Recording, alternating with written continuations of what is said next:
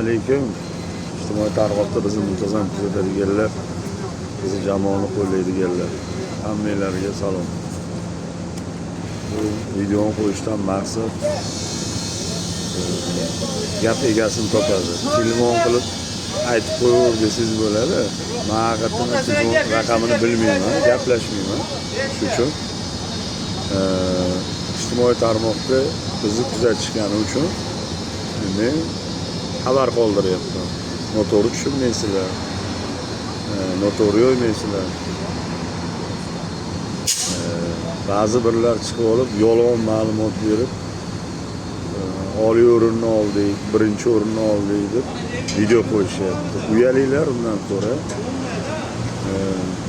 Yo'nalishingiz bo'yicha nominatsiya berilgan bo'lishi mumkin. Guruhlar bo'yicha oliy o'rinni Shohmardon Tongi, birinchi o'rinni biz oldik.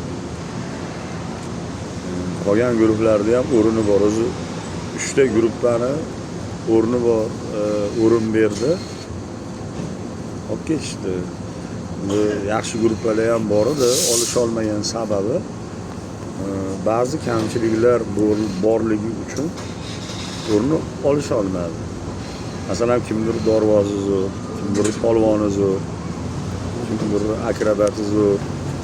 Shuni hisobiga shunday bo'ldi.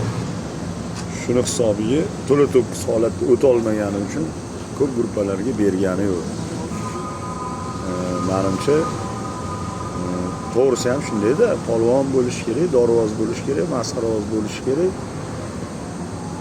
suxarnon bo'lish kerak. Shunday.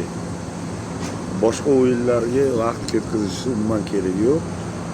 O'sha aytilganini qoidalar bo'yicha qatnashgan jamoalar ko'rib turib, o'shalarga baho berdi. Tan olib qo'yaversin. Ba'zi birlar qo'yapti, birinchi o'rinni oldik, buni oldik, buni oldik. Xudodan qo'rqinglar. Kerak emas bu.